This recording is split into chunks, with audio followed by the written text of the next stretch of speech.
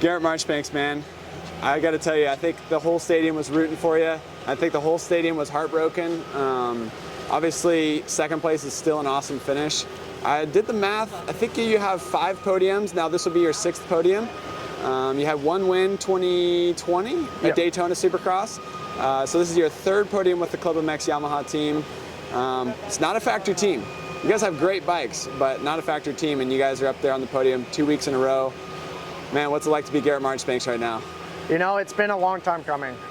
You know, when I rode for Mitch, I had some podiums here and there, and then at the end of 2020, I had back-to-back, a win and a 3rd, and then I had my random 3rd place in Orlando in 21, and then haven't had anything since until last weekend in San Francisco, and then another one tonight. And man, for the last half of the race, or last actually 3 minutes, I thought I had that thing in the bag, and was just dealing with lappers' hard time with them, and you know, sad, as bad as it was, one of them just kind of got tangled up with me, and yeah, I lost the lead.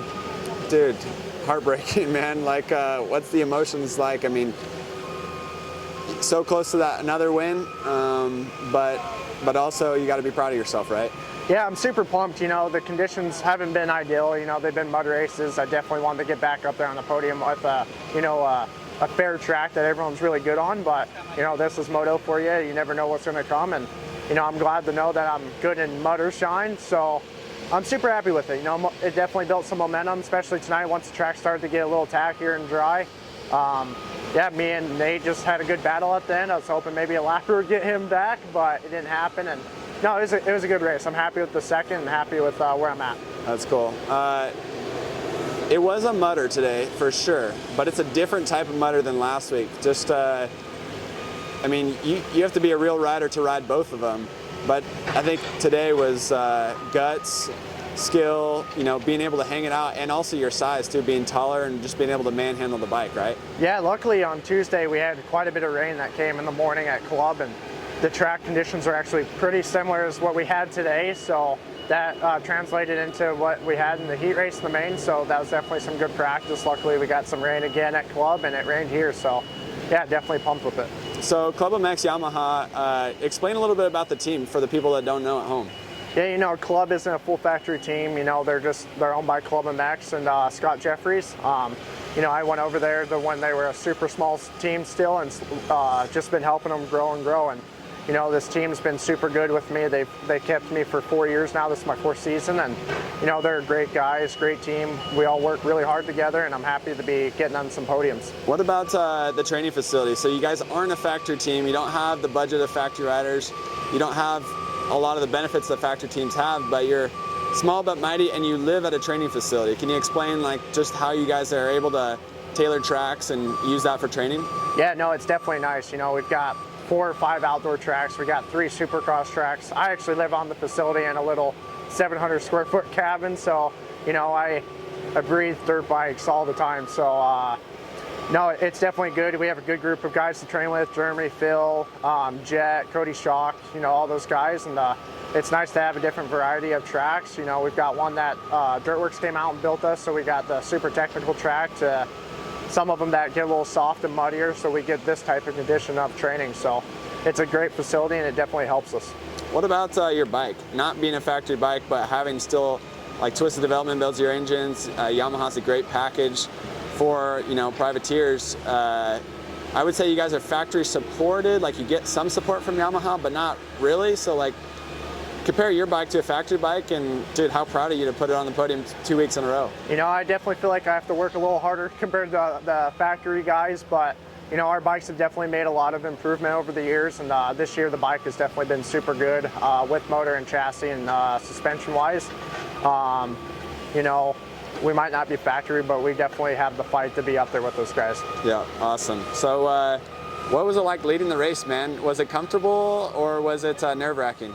Man, I think it was a good thing I led the race in the heat race. Definitely got the butterflies out a little bit and got comfortable with leading again. It's been a really long time since I won a heat race, and no, I mean, leading the main, I'd say the first lap I was like, wow, all right, this is cool, we're back up here again. And after the first lap of leading, I was like, all right, let's get back in. It's just like a normal practice day at club, and just put the laps in and get through it. And yeah, no, it was super comfortable. I thought I belonged up there again, and sadly it just didn't end that way. Yeah. What about the start of the race? So I think you were, what, 4th or 5th around the first turn and on the first lap?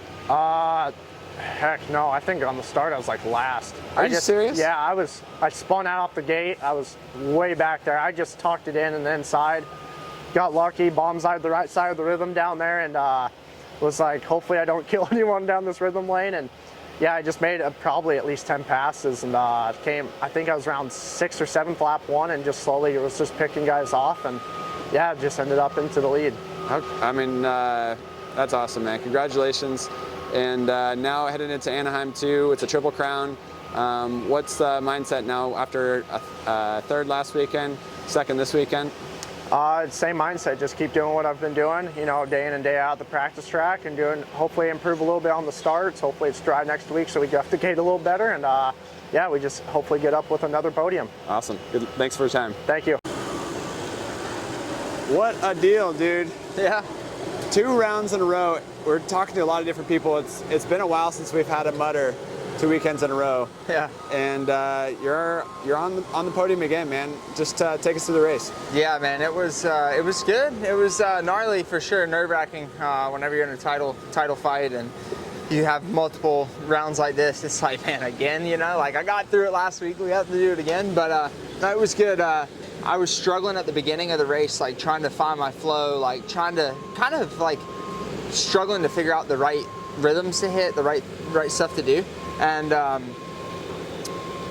made a couple mistakes, got passed by Nate and Garrett, and Joe was coming up on me, and kind of started finding my flow again, got going, and pulled away from Joe a little bit, and then just tried to like kind of be smart. The lappers were gnarly tonight because there was like only one good line, you know, so like they didn't want to go to the bad line, so it was really tough to navigate the lappers. Yeah. What about this mutter versus last week's mutter? Like, what's the difference for people watching, or you know, people who aren't on the track? Yeah, this week the main line was good, where last week there was no good lines, you know. It was just kind of like survival last week, where tonight you could actually push a little bit. Not necessarily you could push, but you could do the jumps. The main line was actually pretty tacky, but it was this wide. If you got out of that main line, it's just slick and you don't know where you're going, where the bike's going, and like, I mean, tonight we ended up starting to hit the triple, and you know, we were doing most of the stuff. So yeah, I mean, for me, if it's gonna be a mutter, I would rather it be more like survival. Like, I think I can get through that pretty good, but whenever it gets like this, like I start struggling sometimes. It's scary like this. I mean, last weekend it's about surviving and making the bike survive and managing the points, so it's scary that way. But then this weekend it's scary because you're hitting jumps, and it's muddy and there's ruts. I know for me, like, this is much scarier than last weekend, so I guess take us through like the mental side of that. Yeah, for sure. I mean, you hear, you know, in the tunnel all the time, like, if it's gonna rain, I just hope it rains enough that we don't hit the jumps, you know, like, because that's kind of the mindset you have, because the triple, like the first time you hit it in the main event, like, you don't know if you're gonna just absolutely face it and like break your ankles or not, you know? Like, you don't know how slick it's gonna be until you just kind of commit to it. So yeah, it gets pretty scary whenever it's like this. But once you kind of like get that flow, it's not bad, but it's like doing this stuff for the first time is scary. It's crazy. Yeah. What about a points lead? I think it's at what, 10 or 11 points now? I think I saw 8. 8 points. Yeah. How does that feel? Yeah, it feels good, man. Last time I had it, I didn't keep it for the whole main event, so yeah, it feels good. Like I said before, you know, the work that we put in, this is what we expected, so just gonna keep doing what we're doing. Keep trying to get good starts, and hopefully we have a dry race next week. Yeah, and you run a cornhole tournament at home. I heard you talk about that in an interview. So you're pretty into cornhole. I mean, you already talked about it previously, but does that help you take your mind off things during the week at all? Yeah. Or playing games and having fun? Yeah, it does. I mean, I think between that and having a kid, like, I really don't have that much time during the week to like really like stress over, you know, like, I think like having a kid and like just coming home and like there's a lot of stuff to do with a kid. How old's your daughter now? She's almost 15 months. Nice. So, yeah, I'm that dad that says by the months, but it's hey, like 15 years still fair. Yeah, you're you still say fair. like that you're not gonna do that, but then it's like there's a huge difference between like 14 months and 15 months. So you just gotta like clarify, you know. But that's cool. But no, it's like, she's a handful, she's a mess. Like, I get home from a day of training and my wife's like, you know, just had it for the day, like ready to hand her off to me. Like, And so we do a good job, but it's tough. But like, they're staying out here this week, so I'm gonna be lonely at home. So, but no, it's that gets your mind off of the stress of all week of doing everything. Even like here at the races, like I don't get to talk to them very much during the day. We have a lot of meetings and meet and greets and this and that, autographs. So being able to even just sit down with her for a few minutes before the main is nice to kind of like get not back to reality, but just like get your mind off things, and like no matter what happens, like you're gonna be able to go home with her and my wife at the end of the night. Yeah, well, congratulations on podium. Congratulations on baby daughter, and good stuff, man. Yep. Sweet. Dude, Nate Thrasher, how does it feel to be the San Diego Supercross winner? Yeah, it's definitely a step in the right direction for me. Last year I was having a really good season and ended up getting hurt pretty bad, and just kind of in a fight trying to get back, and just haven't felt quite the same all off season, and was just trying to come out and just build, and just the first 2 rounds didn't go in my favor, and yeah, we're just going to try to win out from now on. That's pretty much all you can do. Not really worried about the championship. 2 bad weekends in a row kind of put me out of it, but you never know. But yeah, we're just going to keep doing what we're doing and just build on this. That's cool. What was it like battling this brutal track? Yeah, it was very technical tonight for sure. A lot different than last weekend in San Francisco. It was muddy, but in the main event, it started getting a main line in it, so you can kind of charge a little bit. So yeah, I just got in a good flow early. I got not a very good start, 10th or so off the gate. I kind of spun off the grate and just had the pace in the main to work through the people, and yeah, finally got in the lead and just tried to check out, but it was just so many lappers out there, and it was pretty hard to kind of run away with it. So we was just kind of fighting tooth and nail for the win. Where does this one rank against some of your other wins? And like, you don't seem like up and down. Like you don't seem like you just won a 250 main event right now, man. You just this stadium was packed and they were all cheering for you. So like, congratulations. What's the mindset? Are you bummed about the first 2 rounds still? Does that linger over this round? No, not really. Definitely bummed because I wanted to fight for this championship and would put myself in a good spot in A1, and ended up going down there. So yeah, it sucks for sure, but I'm not really worried about it. I'm still young, 21, so we'll just keep fighting. But this one ranks pretty high for me. Just everything I went through last year and all the injuries I had. Was in the hospital, not walking for 12 weeks, in a wheelchair for 12 weeks, and just didn't know if my body was just going to be quite the same again. Both legs not working for a while. It was definitely hard mentally and physically for sure, and just got on the bike in November, and yeah, we just started clicking off laps, but I'm starting to feel better every week and getting the body back. It's still not 100% yet, but yeah, it's still a work in progress, but this one ranks pretty high for me. I would say one of the top ones for sure, just everything I had to go through. Both legs. So was it your ACL last year at Atlanta?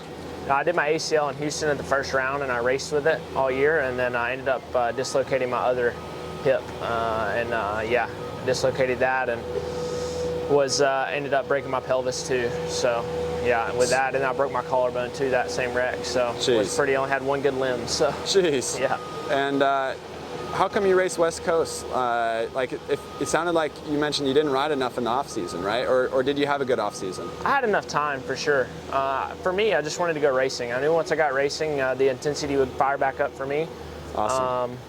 So that was pretty much kind of what I wanted to do. Cool.